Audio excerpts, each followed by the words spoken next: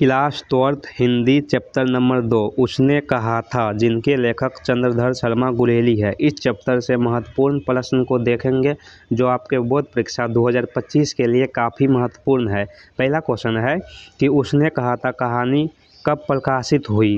तो यह जो कहानी है उसने कहा था यह 1915 में प्रकाशित हुआ था। कब हुआ था? 1915 में। ऑप्शन जो है सी सही हो जाएगा। अगला क्वेश्चन है कि उसने कहा था कहानी में किस शहर का चित्रण है। तो उसने कहा था जो ये कहानी है इसमें अमृतसर शहर का चित्रण किया गया है। किसका? अमृतसर शहर का जो है चित्रण किया गया है। ये ऑप्शन सही हो जाएगा। अगला क्वेश्चन है कि उसने कहा था कहानी में किस युद्ध का उल्लेख है। तो यह जो कहानी है उसने कहा था इसमें प्रथम युद्ध का उल्लेख है। किस युद्ध का? प्रथम युद्ध का। अगला क्वेश्चन है कि देखते नहीं यह रेशम से कड़ा हुआ सालू, यह पंक्ति किस शीर्षक कहानी की है। तो यह जो पंक्ति उठाया गया है यह उसने कहा था कहानी में से यहाँ लिया गया है यह पंक्ति। अगला क्वेश्चन है कि सूबेदार बोला, रहना सूबेदारनी तुमको जानती है, बुलाती है, जा मिल आ, यह कथन किस शीर्षक पाठ से है। तो यह भी जो पंक्ति है यह उसने कहा था कहानी में से लिया गया है। 5 का ऑप्शन डी सही हो जाएगा। अगला क्वेश्चन है कि लहना सिंह किस पद पर था। बोला लहना सिंह जो है किस पद पर था। तो लहना सिंह जो है 77 नंबर लाइफर का जमादार था। कितना नंबर? 77 नंबर लाइफर का जमादार था। तो यह जमादार के पद पर था। सी सही हो जाएगा। अगला क्वेश्चन है कि गुलेली जी ने कुल कितनी कहानी लिखी है। बोला चंद्रधर शर्मा गुलेली जो है कितना कहानी लिखा है। तो यह जो है 3 गो कहानी लिखा है। चंद्रधर शर्मा गुलेली की कहानी लिखा है 3 गो। 7 का ऑप्शन बी सही हो जाएगा। अगला क्वेश्चन है कि उसने कहा था कहानी है। तो उसने कहा था कहानी में जो है युद्ध का बारे में भी वर्णन है, दुई प्रेम की कहानी भी और प्रेम पर बलिदान का भी वर्णन है। ऑप्शन जो है आपका डी सही होगा इनमें से सभी। अगला क्वेश्चन है कि कुलमाई का अर्थ होता है। तो कुलमाई का अर्थ क्या होता है? मंगनी होता है। क्या होता है? मंगनी। कुलमाई का अर्थ जो है मंगनी होता है। 9 का ऑप्शन ए सही हो जाएगा। अगला क्वेश्चन है कि उसने कहा था कहानी के कहानीकार कौन है। तो बोला उसने कहा था कहानी के लेखक कौन है। तो चंद्रधर शर्मा गुलेरी है। ऑप्शन जो है आपका सी सही हो जाएगा। अगला क्वेश्चन है कि उसने कहा था कहानी कितने भागों में विभक्त है, यानी कि कितने भागों में बांटा गया है उसने कहा था कहानी को। तो 5 भागों में बांटा गया है उसने कहा था कहानी। अगला क्वेश्चन है कि बजीला सिंह किस कहानी का पात्र है। तो बजीला सिंह, सूबेदारनी, हाजरा सिंह, बौदा सिंह यह सब जो है उसने कहा था कहानी का पात्र है। ऑप्शन जो है ए सही हो जाएगा। अगला क्वेश्चन है कि सूबेदारनी किस कहानी का पात्र है। तो यह भी उसने कहा था कहानी का पात्र है। अगला क्वेश्चन है कि अमृतसर में लहना सिंह के कौन रहते थे। तो अमृतसर में जो है लहना सिंह के मामा थे। कौन थे? मामा। ऑप्शन आपका सी सही हो जाएगा। अगला क्वेश्चन है कि सूबेदारनी ने अपने पति और पुत्र की रक्षा के लिए किससे कहा था। तो सूबेदारनी ने अपने पति और पुत्र की रक्षा के लिए किससे कहा था? लहना सिंह को बोला था, लहना सिंह को कहा था।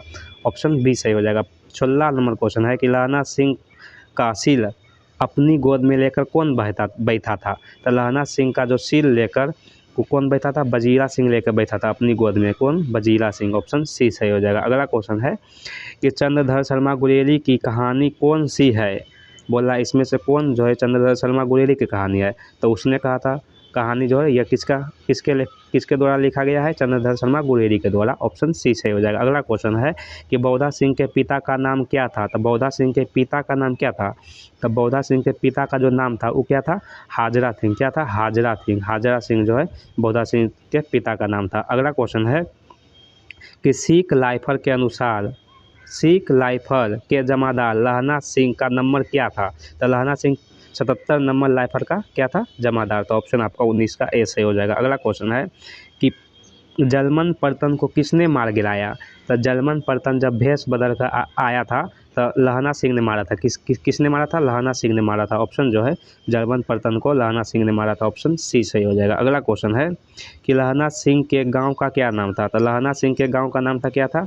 मांझे। और सूबेदारनी का गांव का नाम था मंगल। क्या था? मोगोल मंगल।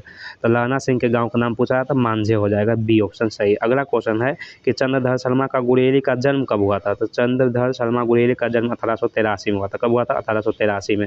7 जुलाई 1883। ऑप्शन ए सही हो जाएगा। अगला क्वेश्चन है कि चंद्रधर शर्मा गुलेरी का निधन कब हुआ था? 1922 में। ऑप्शन बी सही हो जाएगा। अगला क्वेश्चन है कि पर्तन का विदूषक कौन था? तो पर्तन का विदूषक देखिए, पर्तन होता है कि सैनों की टोली को पर्तन कहते हैं, और विदूषक मतलब होता है जोकर, मजाकिया आदमी। तो जो है इसमें मजाकिया आदमी कौन सा? वजीरा सिंह जो है मजाकिया था। ऑप्शन सी सही हो जाएगा।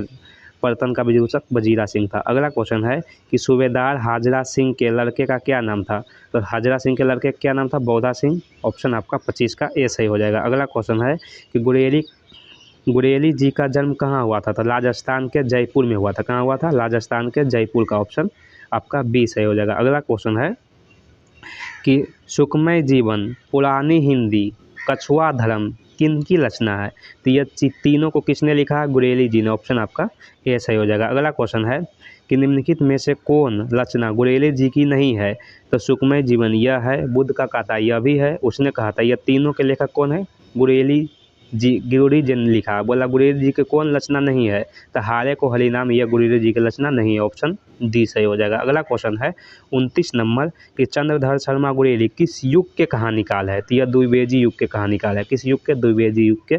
ऑप्शन ए सही हो जाएगा। अगला क्वेश्चन है कीरत सिंह कौन था? तो कीरत सिंह जो है लहना सिंह का भाई था। किस? लहना सिंह का भाई था। कीरत सिंह लहना सिंह का भाई था, और लहना सिंह चाहता था कि मेरी मृत्यु कीरत सिंह की गोद में हो, लेकिन लहना सिंह का मृत्यु जो है वजीरा सिंह की गोद में हो गया था। ऑप्शन जो है आपका क्या हो जाएगा 30 का सही? लहना सिंह का भाई सी नंबर सही हो जाएगा। अगला क्वेश्चन है कि अमृत शहर में लहना सिंह के कौन थे? तो कौन थे? मामा थे। ऑप्शन आपका सी सही हो जाएगा। अगला क्वेश्चन है कि लहना सूबेदार को वापस बुलाने के लिए किसे भेजा था? बोला कुछ लहना जो है सूबेदार को वापस बुलाने के लिए किसको भेजा था? तो किसको भेजा था? ये भेजा था वजीरा सिंह को भेजा था। किसको भेजा था? वजीरा सिंह को बोला था कि जाके सूबेदार को वापस बुला ला। ऑप्शन आपका 32 का ए सही हो जाएगा। अगला क्वेश्चन है कि उसने कहा था कहानी में लड़के का उम्र कितना था? तो लड़के की उम्र था 12 साल और लड़की की उम्र था 8 साल। अगला क्वेश्चन है कि उसने कहा था कहानी में लड़की का उम्र था 8 साल। ऑप्शन आपका बी सही हो जाएगा। अगला क्वेश्चन, उसने कहा था कहानी का नायक कौन है? तो उसने कहा था कहानी का नायक पूछा है तो कौन है? लहना सिंह जो है इसके लायक है। उसने कहा था कहानी के प्रमुख नायक कौन है? लहना सिंह। 35 का ऐसा ही हो जाएगा। अगला क्वेश्चन है कि बुद्ध का कथा किसकी रचना है? तो यह जो है गुरेली जी की रचना है, चंद्रधर शर्मा गुरेली। ऑप्शन बी सही हो जाएगा। अगला क्वेश्चन है कि एक अकेला सिख कितने के बराबर होता है? तो लहना सिंह बोला था कि एक अकेला सिख 1.25 लाख के बराबर होता है। कितने के? 1.25 लाख के। ऑप्शन आपका बी सही हो जाएगा। अगला क्वेश्चन है कि नमोनिया से मरने वाले के मुरब्बे नहीं मिला करते, यह पंक्ति किस शीर्षक पाठ से लिया गया है? तो यह पंक्ति उसने कहा था से लिया गया। अगला क्वेश्चन है कि हिंदी कहानी के विकास में मील का पत्थर कौन सी कहानी है? कौन सी कहानी को मानी जाती है? तो उसने कहा था कहानी को जो है हिंदी कहानी के विकास में मील का पत्थर माना जाता है। इसका मतलब यह हुआ कि उसने कहानी जब पढ़ा तो हिंदी साहित्य जो है आगे बढ़ने लगा, इसीलिए इसको मील का पत्थर का कह दिया।